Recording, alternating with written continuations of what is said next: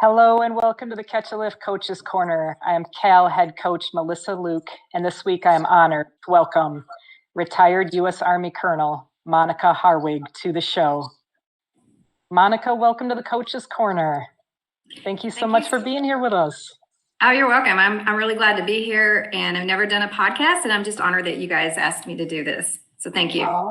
Oh, absolutely. It's our pleasure. So a lot of stuff we want to cover with you today, Monica.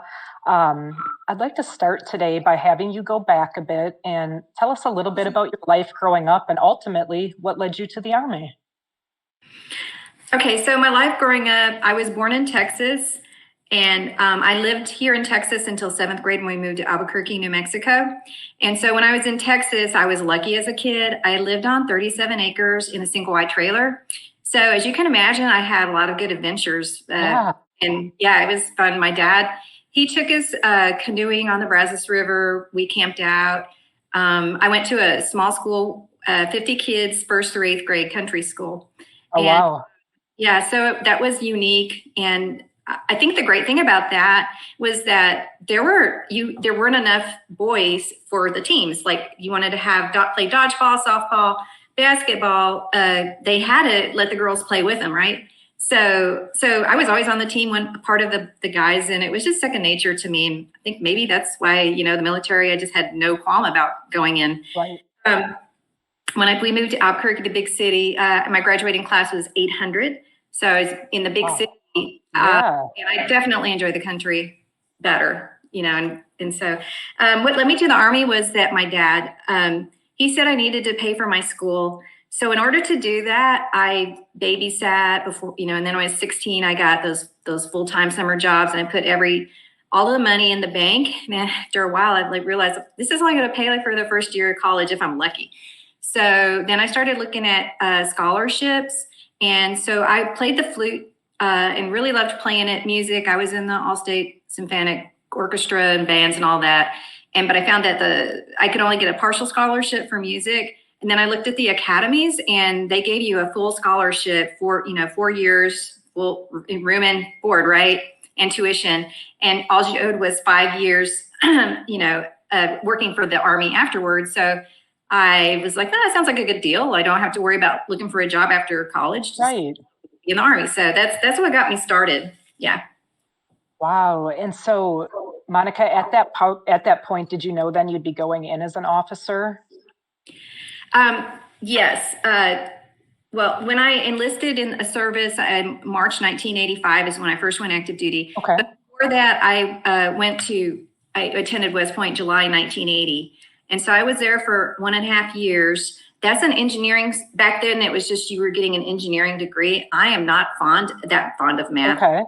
After a year and a half, I transferred to Eastern New Mexico University, and I was in the Army ROTC program. So I graduated from that. That's how I got in the Army. And but West Point from there I saw that I wanted to be an officer when I attended West Point. So that was my goal. So that's how I did it. Monica, let me ask you, what do you remember from that year and a half that you were at West Point? Back then it was, there weren't very many. I was one of the first classes of women. And so you're kind of like a pioneer, right? And it was difficult. You got yelled at a lot. Amazing. I was in a company A1 by plebe year. That's my first year. And they say that's the be straight or be gone. Like that's a most strat company. So it was difficult, but it was also a good experience. I did want to become an officer after that. There's so much history there. And I think looking back that was a good thing for me to experience, later on in the Army when things are tough, right? Right. You got to stick it out, right? So, yeah. Wow, that's incredible. And, to think, like you said, you're one of the first classes of women coming through. I mean, what an incredible piece of history to be a part of, Monica. That's amazing. Yeah, it was amazing. But then again, like I said, from my childhood, I kind of thought, why is this a big deal? But it was. Yeah. So talk to us about, so you go and you finish out ROTC. What happens after that for you? Okay. Well, after ROTC, I went on active duty in March of 1985. And then I served for 28 years total. 17 years of those were active duty years, and then the rest of those were part-time reserve years. I was 4 years active duty, then got off, I married my husband. We both met as lieutenants at Fort Hood. And they weren't going to station us together, despite saying, hey, get your marriage certificate and we'll station together. Lie. Wasn't going to happen. Yeah. So he went to Germany. And so I'm like, I'm going with him. So I got out, but then I stayed in the reserves and served. Okay. So I'm very glad I did that because I enjoyed the reserves. I was in intelligence. I've always enjoyed doing that. And then until after people, I was a normal part-time reservist until 9/11, and then it was pretty much full-time. That's when I got all that active duty because the phone just kept on ringing, and I was like, well, they need me, so I'll just, deploy and but just be on active. Right. Yep. Right. So it was that makes sense. Stepping back a minute here, Monica, because we're gonna dive in a minute here, into those post 9/11 years that you're speaking about. So you spent those 4 years on active duty. Would you talk to us a little bit about being a young lieutenant and, what would you remember of that time, or if there's any, lessons that you learned that you were able to carry through your career? Sure. Okay. So, when I was a second lieutenant, my first assignment was in Korea. And I was a headquarters commander. The battalion commander, I guess he had a rule of the new intelligence officers. He gave them the job of HHD commander. But that was is a learning experience. And one thing I learned that's a very good lesson, and that's good to learn those lessons when you're a lieutenant, right? You're allowed to make mistakes. But we had an inspection coming up, and I had a supply sergeant. And I said, he says, hey, man, we are good to go. We are going to pass 100%, flying colors. Everything's good. Okay, check. And then the inspection occurred, and they found pyrotechnics in the Connex. And those were not on our books, and they were not authorized. And I have no idea. The supply decided that to put pyrotechnics and not take them out of the Connex. Oh my gosh. So after that, I learned from that experience that always trust but verify. So every inspection after that, several weeks before, I was physically looking at everything on the book to expect. And then from that forward, we did pretty good on inspections because I learned experience. Yeah, you learned that. Oh my gosh. So Monica, like you mentioned, you were an intelligence officer. Would you explain to us what exactly that means or what an intelligence officer does? Right. There's a lot of areas that intelligence officers work in, but the main thing is what we do is we're the expert on the tactics, techniques, and procedures of the enemy. We're supposed to know everything about the enemy, and so we are on the staff, and that's our primary role is being on the staff as the intelligence officer. And so we provide everything that the commander wants, the operations section wants, on the enemy, whether it's order of battle, sensors, our friendly sensors, anything, the country, that what it's like, anything that they want, we're the experts in. Thank you for talking to us about that, Monica. Hopping ahead a bit here to that 9/11 timeframe. As we know, everything changed in the country for us, and especially in the service. Now all of a sudden we're at war. Talk to us about what it was like for you. You're in the reserves post 9/11 and kind of leading us up into Afghanistan. What happened for you?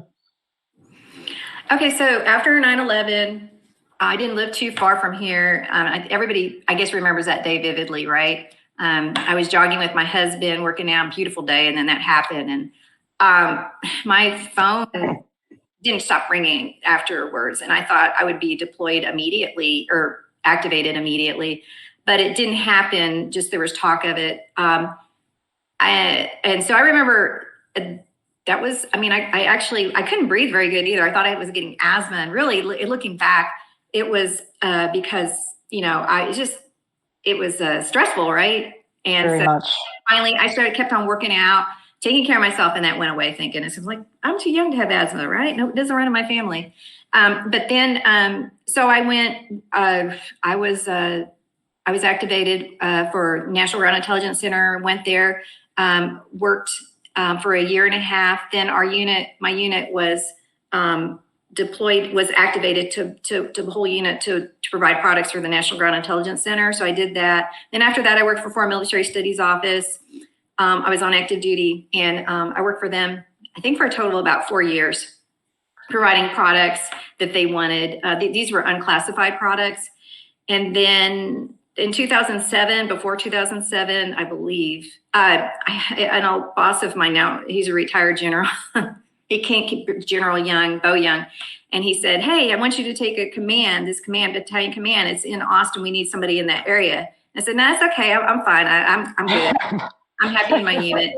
And he said, no, we really do need you. Just think about it. I said, okay. So I thought about it, talked to my family, and I knew there was I had a good chance of getting the battalion deploying, but I'm like, nah, maybe not, whatever. So I took it, right? And sure enough, about 2 months later, we get paperwork, hey, the battalion's deploying. But the good thing is we knew when it was. So we had time to train. So I got to train the battalion, train with the battalion and go with the battalion, kind of like a cohort. And so that was a good thing. And so, but it was a lot of work. Yeah. Oh my gosh. I can't even imagine. Yeah. And we had a lot of things to do. We had a lot of training. And then 2009 is, when we did deploy to Afghanistan, and we entered theater in, I believe it was mid-October, and we came out of theater about a year later. It was the end of August, I believe. Yeah. 2010. Monica, would you talk to us about being a battalion commander in Afghanistan, and kind of maybe starting with what was the battalion's role in Afghanistan when you went over, like what that mission was? Okay, so our role was, we were the only military intelligence battalion in Regional Command East. And so we had 20 human teams. We had 5 multifunctional teams. We had 45 soldiers that were SIGINT personnel. We also had 4 human teams that did forward operations on the detention facilities.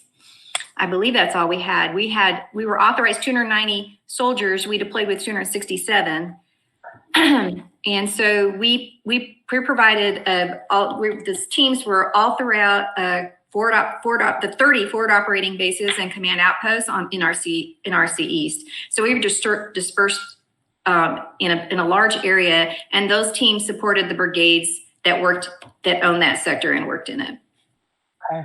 And so then you asked me about battalion commander, or? Yeah, so as the battalion commander, Monica, like what were you kind of doing on a daily basis, or what was your task? Like talk to us about what the battalion commander does. Okay, so the battalion commander basically responsible for the health, welfare, maintenance, morale of the unit. In a pre-deployment, we're responsible for training the battalion for the wartime mission. We also are responsible for training and mentoring and guiding the company commanders and the staff. So those are the major things that I did in pre-deployment, as well. I can want to go say that I was one of the few female battalion commanders before deploying in the Military Intelligence Readiness Command in the United States. There weren't too many, but there were some of us. Then when I got in theater, I didn't see any female battalion commanders, or really very few 06s. And even in those 30 different FOBs and COPs, I was just one of few. I didn't know it would be like that, but it was. Right. But that's okay.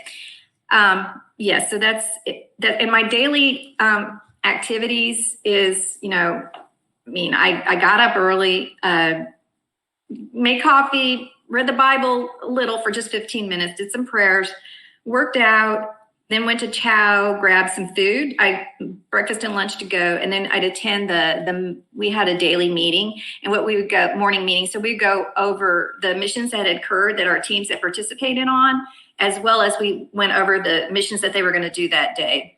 And it was good to know what they were doing and about what time they would be finished, how long, right? And so, that was a really good focus for me those soldiers that were dispersed. I also would, go to some meetings with the higher headquarters, or, maybe meet with some brigade commanders, just take care of issues if that arose. I would always eat dinner at the chow hall with people. That was kind of like, I guess, my time to eat with other people and kind of relax, and then go back to work, and I usually left the office about 8:30 and went back to my hooch. Monica, and you touched on it a little bit, you got over there and there really wasn't a lot of like other '06, females and stuff that you were seeing, or, women in that battalion commander role. What was that like you to be the battalion commander, as a female, overseeing such a large area and all of these troops and the missions and everything? What was that like for you? Well, it was a little bit weird. I thought I didn't realize I would be the only one on but I mean, the last 6 weeks of my deployment, there was another female battalion commander that came in.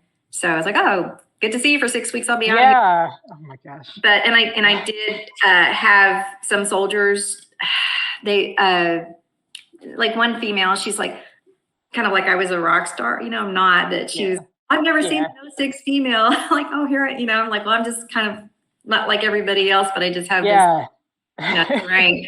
But I guess it was a little bit difficult as far as I felt like I stood out, but I guess I've always kind of felt that way in the military, like especially at West Point. So I guess I'm used to it, being a pioneer.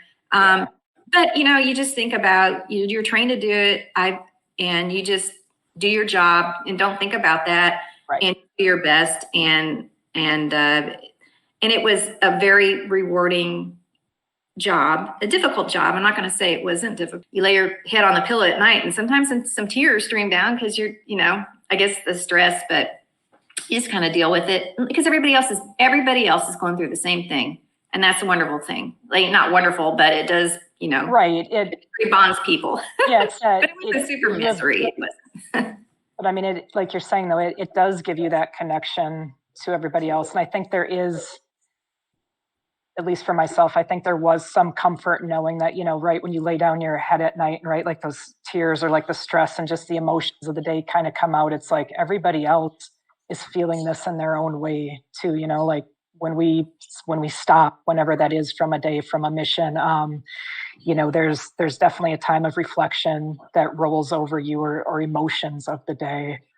So I want to expand on that a little bit more with you, Mana, because, for me, it was different. I was obviously a junior enlisted soldier when I was in Iraq, and so I was in a 300-man transportation company. Not a lot of females, but, there was a few other females on the road with me. We were all very tight, so the camaraderie was really there. And I know there's a separation, between enlisted and officers. What is the camaraderie like in the female officer corps? Well, I think it's good. I've always experienced good relationships ever since I was in the military with, female officers. And I've still got great friends from when I was a lieutenant, cadet, everything that I still see today. The thing that changed throughout the years for me was the higher up in rank you go, well, there's less of a pool for me to have camaraderie with, right? Right. And so that was difficult, and I didn't realize. I always heard that, it's lonely at the top, but I'm like, there's some truth that rings out about that. But I know there was close camaraderie, it looks like, between the females in our unit. And to be honest with you, I didn't, I just communicated with all levels, everybody, because you gotta communicate, right? You gotta release stress and talk to people, and cry on their shoulders sometimes if you have to. I mean, I'm not, that was especially after Corporal death. But it turned out being just everybody, that we bond with. Monica, would you talk to us a little bit about being a mother and being in a war zone and what that is like? Sure. I was so focused on my mission and the daily activities that I really didn't have time to worry about the kids or what was going on at home. And thankfully, though, my husband, I knew was with them. He had retired in 2009, shortly after I deployed. I mean, to reach purpose so he could have more time with the kids. He was in Army active duty.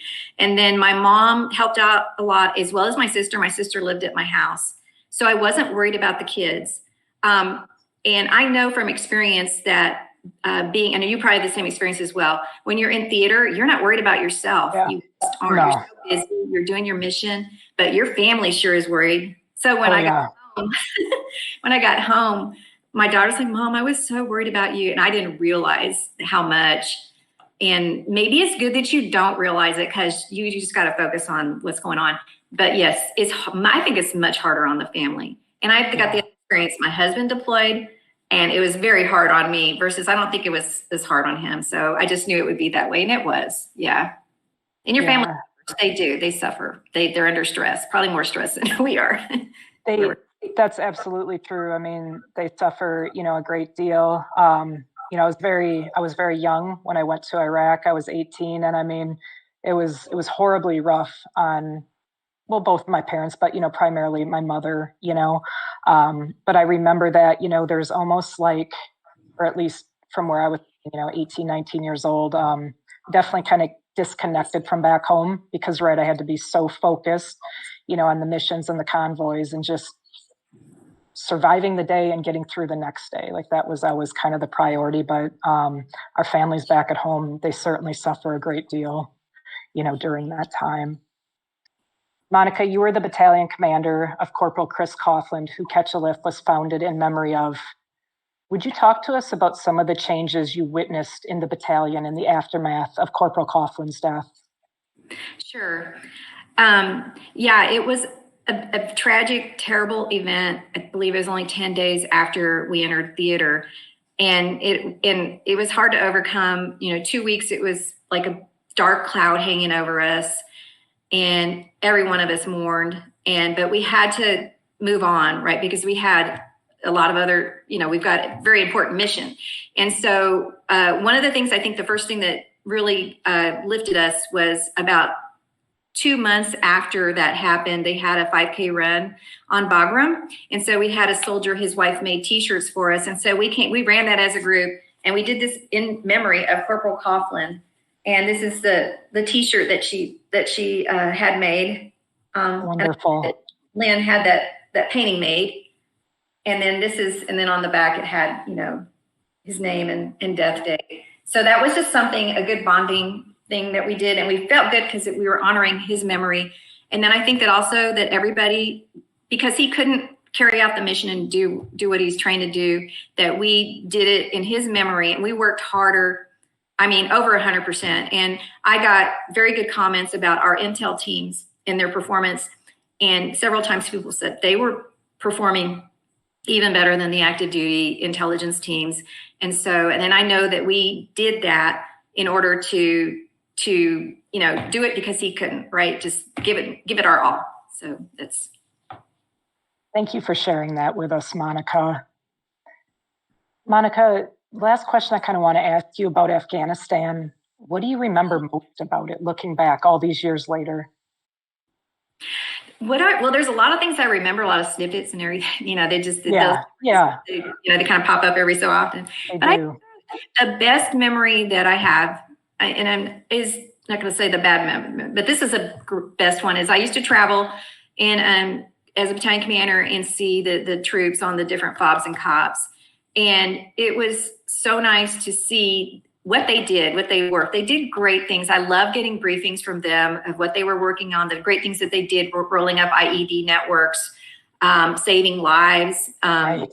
So that was the most rewarding thing for me. And because it confirmed what these people were saying, and their attitude was really good. So the soldiers, so that was the best thing. Yes. And also, I just want to say that intelligence is very important. People maybe don't realize it. Being in Afghanistan, seeing it firsthand of the impact that intel does, that was it. That's what we do it for. Did that feel almost full circle for you, Monica? Yes, absolutely. I'm so glad I got the opportunity to deploy and to do that. And it was full circle. Yes, it was very rewarding, very difficult. But that's what we train for. And that's our mission. So to see. For sure. Yeah. And I had other soldiers say that too. They just loved it. You know, they were not that they loved it. Yeah. But they were very essential. Right. Right. Monica, I want to ask you a bit, about perception of female soldiers. How have you seen the perception of female soldiers change throughout the years of your career? Okay, so as I told you, in 1980, I was one of the first classes at West Point, and it was not easy. You knew people didn't want us there for whatever reason. I just kind of brushed it off like, whatever, But we were pioneers, right? It's always hard to be a pioneer, one of the first. Right. And so, but I've seen that they've really progressed. Their females are much more confident. There is a difference. And because they're not pioneers anymore and the military is used to them and they just do an outstanding job. And I think the key thing though that I see is just confident, right? Confidence. That's a great thing to have. Yeah. Monica, you had a long career in the Army as an officer. You led troops at all levels. Has your leadership style changed through the years that you've noticed? Maybe. I mean, I did make some tweaks to it, and I remember as a first lieutenant, my company commander said, hey, you need to be more aggressive and assertive. And I said, okay, and then that was a good thing because I am naturally a shy person. So that was good advice. I did try to incorporate that into, my leadership. And as well as I did try to sometimes change me, right? I'd lower my voice and, talk loud on it, but that didn't really feel like me. I mean, I tried it, but I think the best thing when I started just being me, right? Everybody's different. Every leader is different. They have a different way that they lead, right? But they're all, hopefully they're all good. They do a good job doing it a different way. So once I realized, you just got to be comfortable and do your best and what you're trained. And then I kind of relaxed. Looking back over your career in the Army, Monica, what are you most proud of? Well, there's a lot of times the moments that I'm proud. I did a lot of things, and I enjoyed all of it. I did enjoy most of it. Yeah, I mean, I was in intelligence. That's what I wanted to do. I was in the Army. It's a natural, I guess, for me to be in the Army. I look back, I'm like, yep. The Army's, I would have not gone any other branches. Army was, and but obviously the most to me rewarding was the battalion command because it was what I was trained to do, and it was good to do that mission. Oh, that's terrific. Thank you for sharing that. Monica, talk to us about your transition from a colonel in the Army back into the civilian world. What was that like for you? It was a transition. I went through it, right? Things you're going through. And you're like, I went home to Texas and I didn't know what I was going to do. In fact, I think I sat watching the TV for about 3 months, right? I mean, that was a long time, maybe not that long. I was like, okay, I got to get out of my house. I got to, do something. So I got involved in the community. At first I thought I wanted to do politics, be in politics. I'm like, nope, politics is not for me. Let somebody else do it, but not me. Not passionate about it. I'm lucky we're on 4 acres. So I have 3 horses, 4 goats, a couple of chickens, dog and cat. I got we grow veggies year round. So I got involved in that but because I wasn't as busy at time to learn for when I get old, right? Yeah. That I have something to do, but I knew that wasn't the end. And then so I used my GA bill. I'm using my GA bill right now, and I'm getting a Master of Science at Texas A&M in analytics. And wonderful. I graduate in May, so I'm happy about that. It's been a 2-year program. Oh, wow. Congratulations. That's terrific. Thanks. And I have a small business, 5 Stars Analytics, and so I'm an owner of that. And I've always wanted to do that as well. My husband and I used to talk about doing that before I got off active duty, having a business together. Right now he's not in my business yet, but my goal is to get it big enough to grow it enough so he can. Yeah. But we do we have a couple of federal contracts with the Department of Veterans Affairs. We're looking at state contracts and I do have done some civilian work as well. It's some civilian sector work. So, but it's only been in business for 2.5 years. So, but okay. That's very exciting. Oh, and I also have 2 grandkids. Sorry, I got to mention them. I have 2 my gosh. How old are the grandkids? Sadie is 2.5 and Hudson just was born 2 weeks ago. So. Oh, wow. Well, congratulations. Thanks. That's terrific. Oh my gosh. So you are very busy. You are very busy now. Yeah. School, you have a business, family, the grandchildren. Oh my gosh. Yeah. I don't recommend it to anybody. I don't, but I wanted to use that GI Bill, and it's a good thing I'm doing it, but that's not easy. I cannot, this degree ends. I'm done. Yeah. I want to ask you in regards to the transition process, because, like all of us, you went through that too, do you have any thoughts just kind of in general, how the transition process can be improved for our nation's veterans? Yes, I do. And first I want to talk about the, when you get your disability, right? Well, my husband, I saw the difference. I'm a reservist. I came off as a part-time reservist. Yep. Versus looking at my husband and how he was treated on his disability. My husband, they had a counselor. They looked through all of his paperwork with him and helped him out immensely, right? Just guided him through the process before he left active duty. Me as a reservist, it was on my own. I mean, I had to locate all my medical records, look through them, and then I couldn't, it's a hard process to navigate. You can't do it on your own. So I went to the So I went to the Veteran Service Office in Williamson County, and they helped out a lot. So finally I did that, but that was not easy. And another thing that was not easy, and it takes a long time, right? I mean, I guess I'm glad I had like some time after retirement that I was slow so I could do that. And the other thing was my retirement points as a reservist. They were messed up. I had, everything's online, and I had years that I wasn't getting credited. And so I had to thankfully, as a lieutenant, they told me a long time ago, save every LES, leave and earning statement, and every active duty order, everything, because they're going to mess it. They were right. I had boxes of stuff, and I'm glad I kept it. So I did it all myself. It took a long time. And this is kind of an irritating thing. It's like, if I didn't fix it, if I didn't have the gumption to do it, they wouldn't care. I would be, I wouldn't be getting compensated for, my time. And that's kind of irritating. But I did, put in, so that's kind of frustrating, but if you do it and you're going to have to do it. I didn't want to have to do it, but oh, well, that's the way it is. Yeah. I can certainly echo with you. I was a National Guard soldier myself, and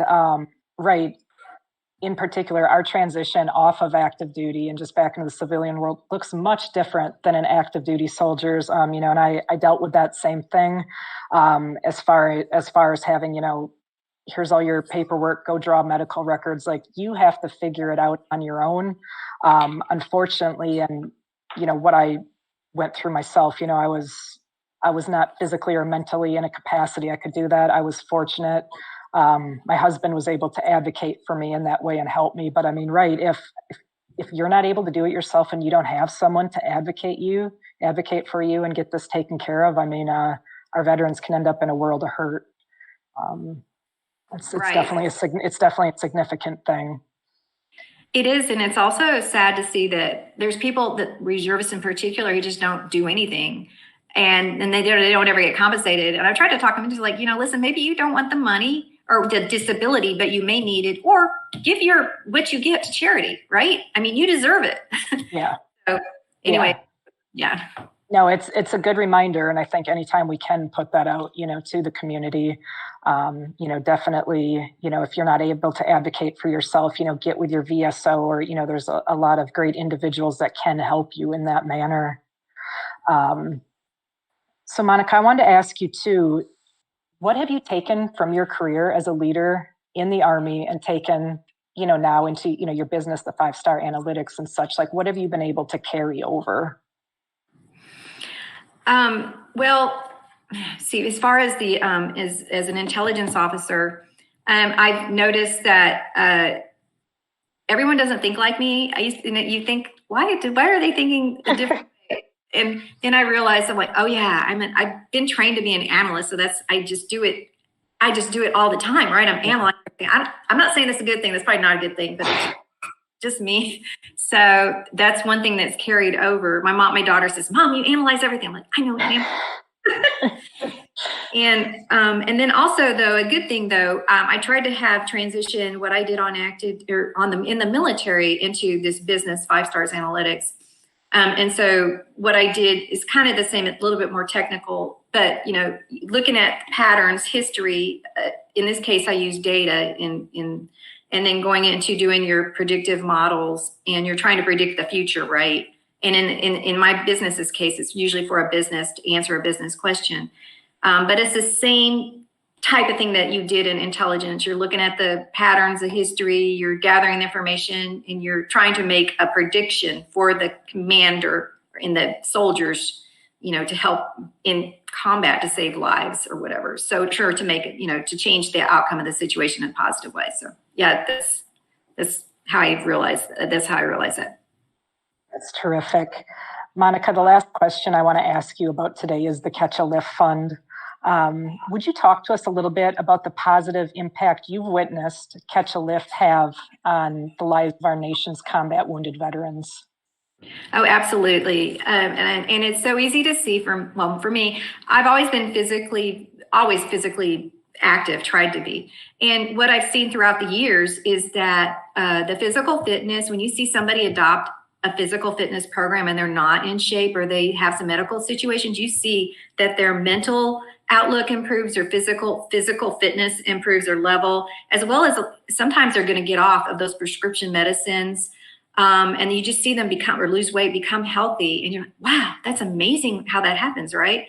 And so when Catch a Lift is the same kind of fun thing, right? You have soldiers that were used to having a routine, physical fitness routine, but when they get off active duty, well, that routine is gone. There's nobody to tell you to work out, take PT test, all that.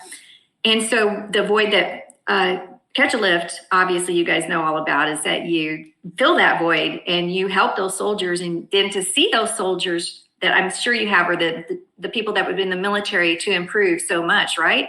And make a huge difference in their lives positively. And I think that's great. And I also think that, you can see Corporal Coughlin in on this, right? Because he was leading soldiers in physical fitness. He was an E4, and yet he was there leading the way, those young soldiers, because he was very physically fit and he was very positive, and they looked up to him. And so I see him, even though he's not here, looking at it and say, yeah, come on, you can do it, keep on. And people, so this organization, he lives on through this organization. And I'm good to see that Lynn set it up. I saw her after we came back, after the deployment, met with her. She told me what she wanted to do. And I was like, wow, that sounds great, but can she do it, right? You always wonder, hey, happen? She did it. You guys did do it.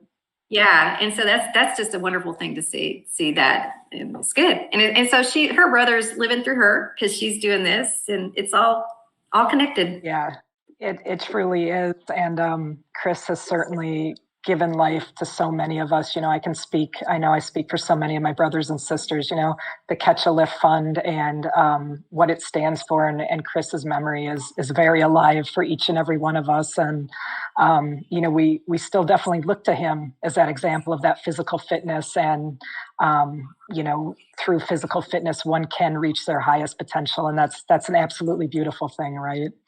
Oh, absolutely. And your videos this last winter, I was kind of in a down period. I'm not sure, but they came in on my email, and I just watched. They made me motivated. I'm like, I got to work out. They really did. They did inspire me, and that's good. That's so good, because all of us need that, right? So it's good to watch those people inspire you. And when you guys contacted me a couple weeks ago, to remember about this, to do this, I'm like, I got to start working out. Real.